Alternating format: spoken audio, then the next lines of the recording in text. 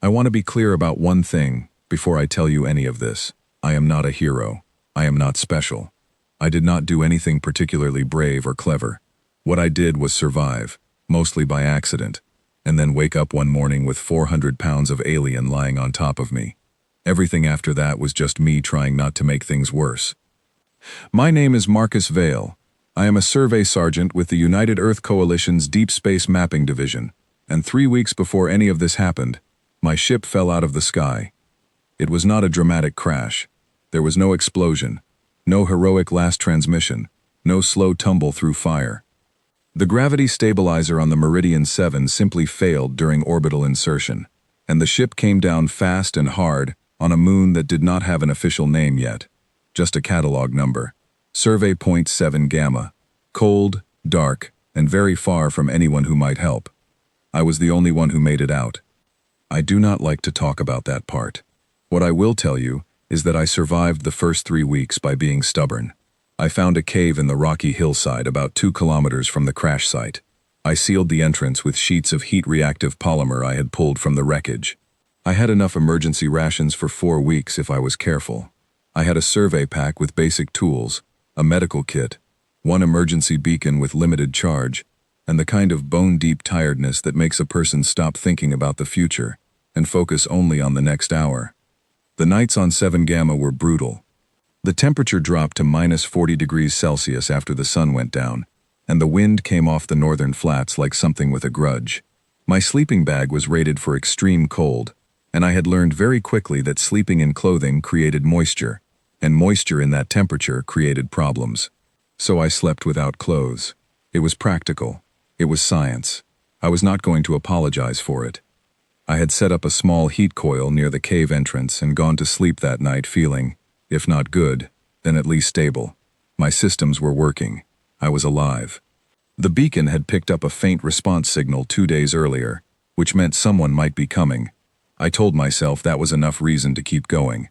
Then I woke up. I woke up because I could not breathe properly.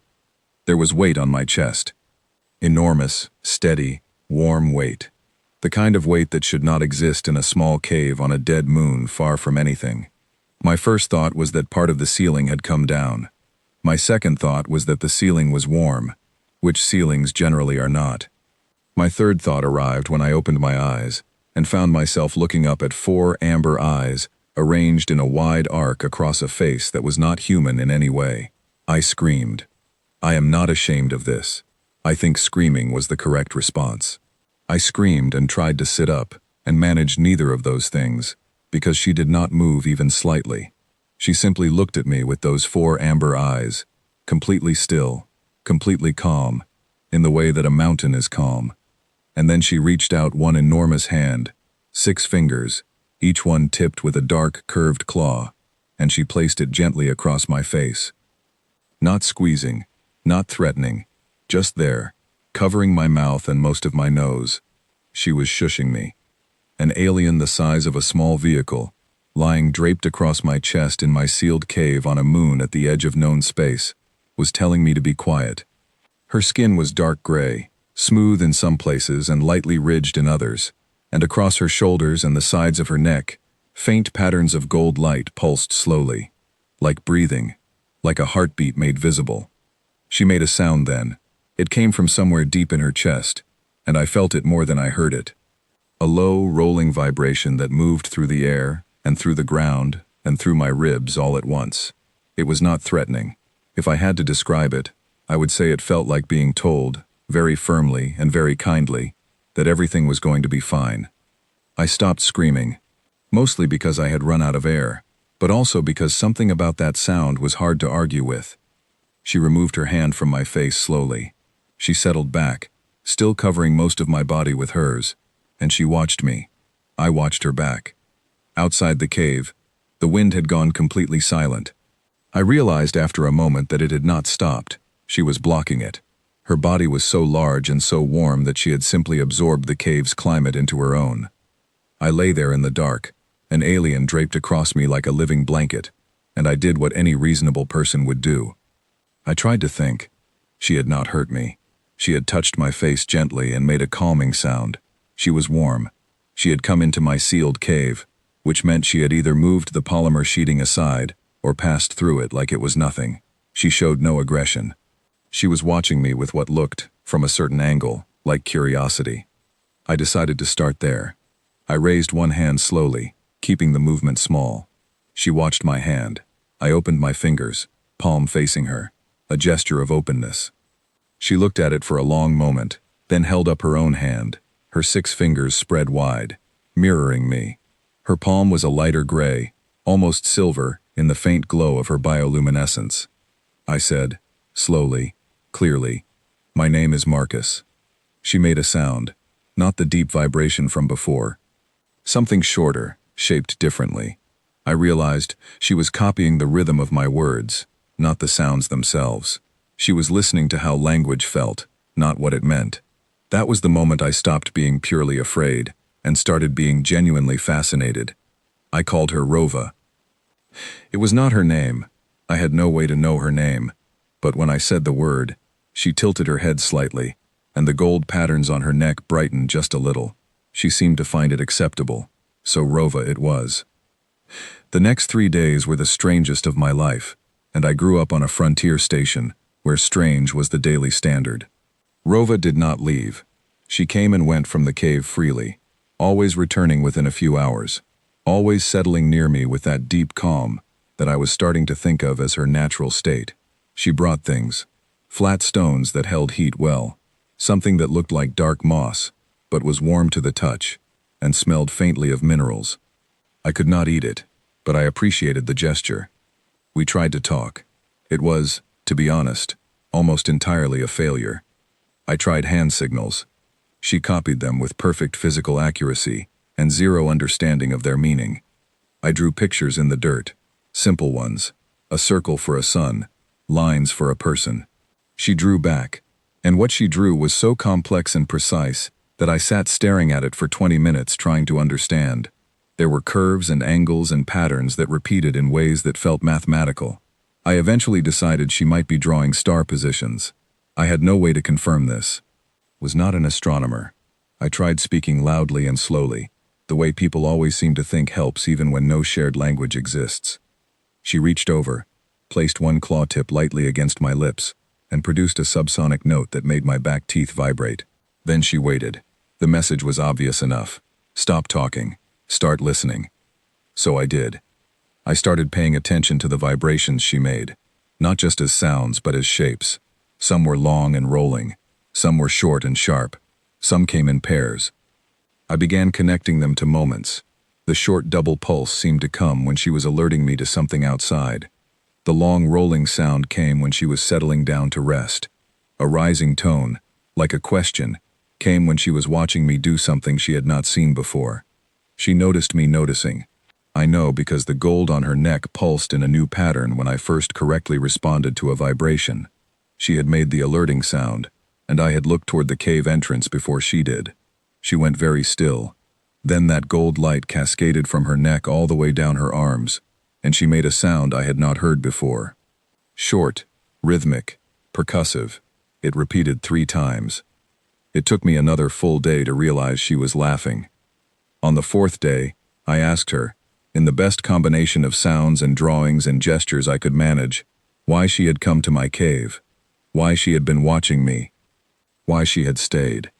What followed was the most complex conversation I have ever had, conducted in a language I barely understood, with a being I could not fully read, in a cave on a moon at the end of the universe. She drew in the dirt. She drew my crash site. She drew a figure that I understood was meant to be me, and she drew herself watching from a distance. Then she drew other figures, larger, rougher shapes, and she drew them circling, getting closer. I looked at her. She looked at me. The gold on her neck was steady and low. I had thought I was surviving on skill and stubbornness. I had thought the predators on this moon had simply not found me yet, or had not been interested. I had thought my sealed cave and my heat coil and my survey stake by the entrance had been enough to keep me safe. They had not been. She had been. For 3 weeks, Rova had kept other creatures away from my crash site, and then from my cave. She had done it quietly, without my knowledge, without asking anything from me. And then, 4 nights ago, something had changed. The other figures in her drawing, I understood them now as males of her species, younger and more aggressive, had gotten too close. They had found my heat signature. She had come into my cave that night and placed herself over me not to claim me as a possession, but to protect me the only way her world understood. In the culture she came from, what a mature female covered, she claimed as her own. And what was claimed was not touched by others. It was the oldest law her kind had, written into behavior long before any of them had words for it. She had made herself a wall between me and everything that wanted to come through the cave entrance. I sat with that for a while.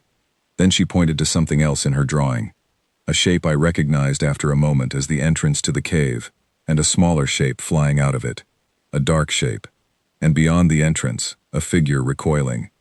I thought about that for a moment. And then I remembered. 3 nights ago, I had woken briefly to a sound near the entrance. Half asleep, disoriented, I had grabbed the titanium survey stake I kept by my side and thrown it at the shadow in the opening. Pure reflex, pure exhausted irritability. I had not even fully woken up. I had just thrown the stake, heard something move quickly away, and gone back to sleep. I had not thought anything of it at the time. Rova's entire body lit up gold when she pointed to that part of the drawing. Not just her neck, all of her. A full, warm cascade of gold light that filled the cave and made my eyes water. And then she made that laughing sound again, longer this time, and she looked at me with all 4 of her amber eyes bright and wide. No prey species in her world had ever thrown something back. I had not saved myself. I had not done anything clever or brave. I had thrown a survey stake in my sleep because I was tired and annoyed, and apparently that had been so completely unexpected, so entirely outside the behavior of anything her kind had ever encountered, that it had stopped a confrontation that might otherwise have gone very badly. She found this wonderful. I found this deeply humbling. I also found it a little funny, once the initial embarrassment passed. We had 6 more days together before the rescue frigate came. In those 6 days, we built something I do not have a perfect word for. It was not a friendship exactly, though it was something in the same direction. It was an understanding. She taught me more of her vibration language. I taught her more of mine. We were both bad at each other's, but we were both trying, and somehow the trying was the whole point. She brought me things she thought might be useful, and I showed her things from my survey pack, and she examined each one with a focus that told me she was intelligent in ways I had not yet found the right framework to appreciate. On the 5th day, she pressed the flat of her palm against mine, her silver palm against my human one, and held it there for a long moment. I did not know exactly what it meant in her language, but I understood what it felt like. It felt like recognition, like being seen. The frigate arrived on the morning of the 7th day. I had been watching for it. Rova had been watching me watch for it, which meant she knew something was coming before the ship was visible. She stood at the cave entrance. She had to hunch significantly to fit, and looked at the sky with all 4 eyes. The crew came down in a landing unit, 12 Marines in full environmental suits, weapons secured but visible, moving in the careful formation that standard first contact protocol required. They saw me. They saw Rova. They stopped moving. The team leader, a lieutenant named Harson, looked at me through her helmet visor with an expression I recognized as controlled alarm. She held up one hand to keep her team in place. "That was good thinking," she said, over the open channel. "Sergeant Vale, are you injured?" I said, "No." She said, Is that a contact?" I said, "Her name is Rova.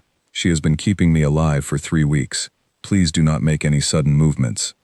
There was a pause. Harson looked at Rova. Rova looked at Harson. Rova's bioluminescence was steady, not alarmed, not aggressive, but watchful. She produced a low vibration that I now knew meant something like attention or caution. She was reading the situation.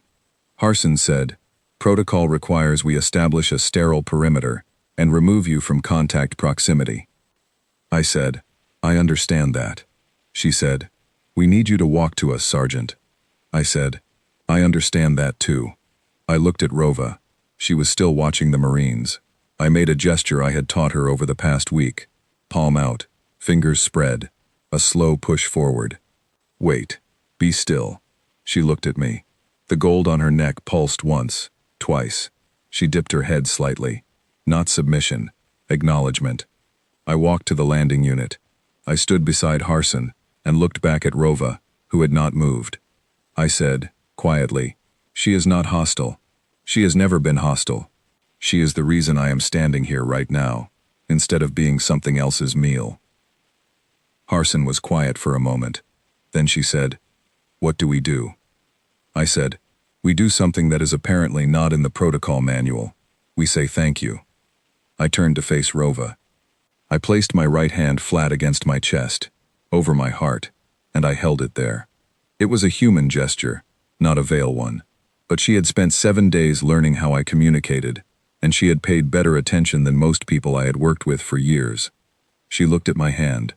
Then she placed one of her great hands flat against her own chest, in the same position, and the gold light across her entire body pulsed once, warm and full and steady. The Marines were quiet.